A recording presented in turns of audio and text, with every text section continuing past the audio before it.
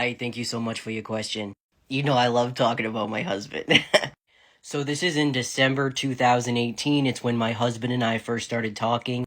As you can see, I was already transitioning. And let me just say this, okay? I feel like it's important to put this picture out here, because a lot of people, when they see my husband and I, they presume that, like, he's cis and I'm trans and that we met when I was a girl and he was just such a noble man for standing by me when I transitioned to male.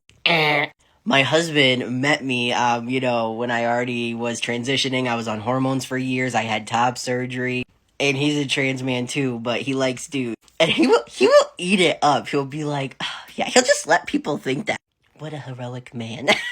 No, but he has stayed with me through a lot.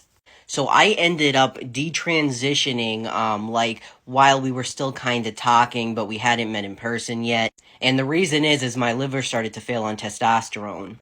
A lot of people will ask me why I made the decision to present so feminine during this time. For one, I live in a very conservative area.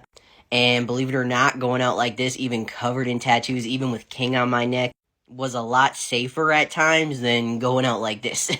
And I was so scared because in my head, I'm like, my changes are all just going to revert. Not that I really ever got a lot of facial hair and stuff, but I was terrified that, like, I'm going to look in the mirror and every day my changes are going to revert. So I just figured it was like ripping off a Band-Aid. During this time, I actually ghosted on my husband, because like I said, he likes dudes. And I was well, first of all, I was a little embarrassed because it's a vulnerable spot to be in general, especially when someone else is a trans man as well. It was, more so, maybe embarrassing a little, even though it shouldn't have been. It felt like it, when it came to the trans mass community. So I just ghosted on my husband. I was not in a good mental space. I didn't want to deal with it, and I figured he's not gonna like me anymore anyways because he likes dudes. But he reached out to me and he was like, hey, is the reason you stopped talking to me because you detransitioned and you think that I won't like you or something? And I'm like, well, yeah. And he's like, well, that's not true. I am still interested and I do still want to pursue you. Sorry, that was my cat bumping my hand. So at this point, because I detransitioned, hold on, let me find the date. I detransitioned in July of 2019. Wow, I thought it was longer than that we were talking before I detransitioned.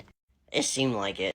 And during this time, my husband was in training for building construction technology, like he lived on campus, and it was like 4.5 hours away.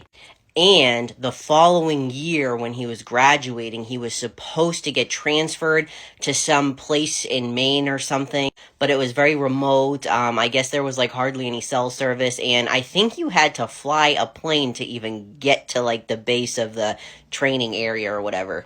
So we hadn't met in person, and honestly, it seemed like it was never ending, that it was never going to happen.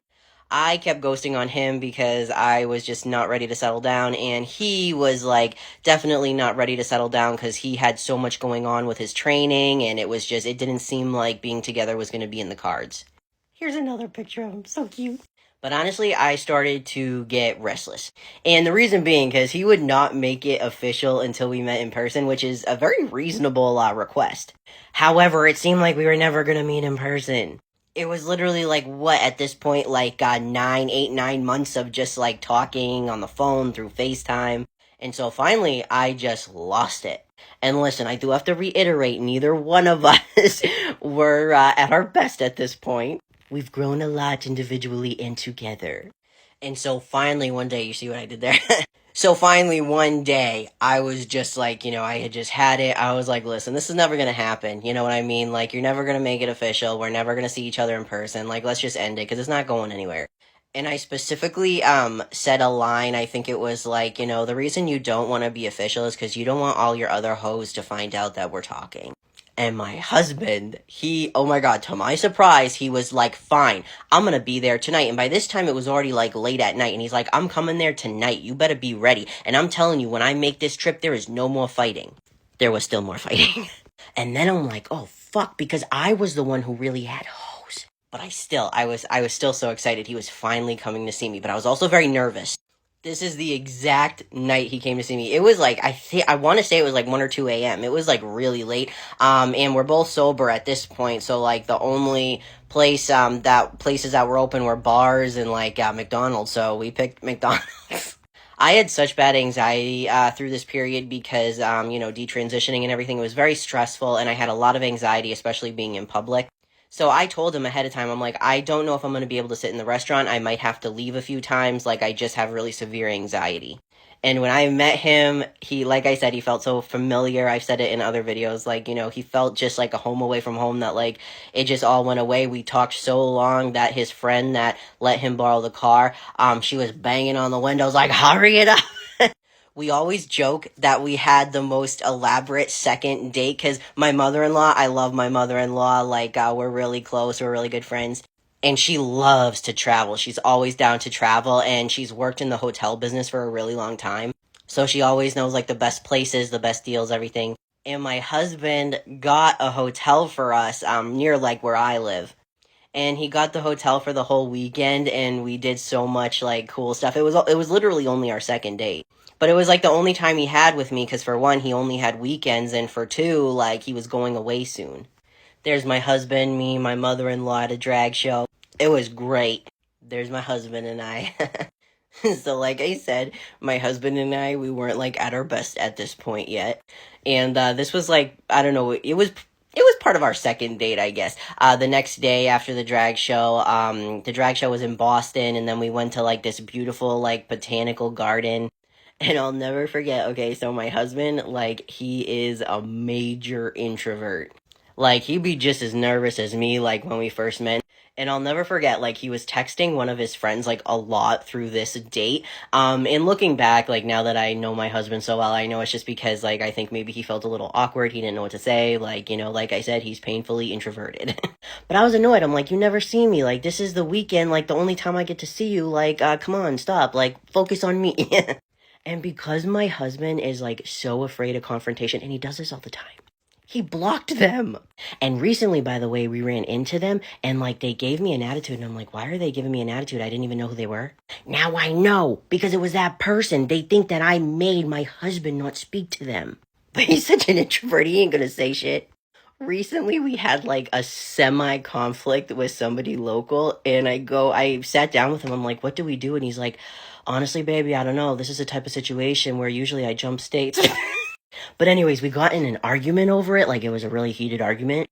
And listen, we both at this time did some really, like, fucked up shit to each other. Like, we were not kind to one another. Like, during this time, his family had to have seen us, like, fight hardcore. I mean, we bicker still now. Like, we do. But I mean, like, it was a little rough back here. I look pretty tall here, no? But anyways, one of my favorite stories about my husband, like, obviously we got through all the rough shit. He ended up not going to training, which I was nervous at first. I was like, oh my god, he's gonna resent me. But it ended up kinda, I feel awful saying this, but I know he was secretly happy. It kinda ended up working out. He wasn't able to follow through with training. He did graduate his program, but he couldn't go to, like, the advanced training because he ended up developing an allergy to nickel, which is in, like, all construction welding products. Oh, and epoxy, which is like but anyways, I could tell he was secretly happy that he couldn't leave. But one of my favorite stories about my husband is that, my detransition only lasted about a month and a half. And, one day we were in the car and I was just having a hard time, and he could tell. And he asked me, it's like he just knew. He's like, are you thinking about transitioning back? And I was like, yeah. And I'm like, man, he's going to think that I'm a head case. I mean, not that I'm not sometimes, but...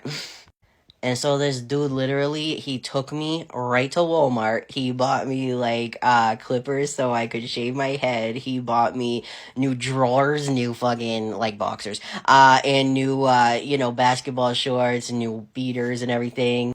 He's just always my number one supporter. I'm so lucky. We're so lucky, my son and I. I mean, and him, because we're pretty awesome too, so.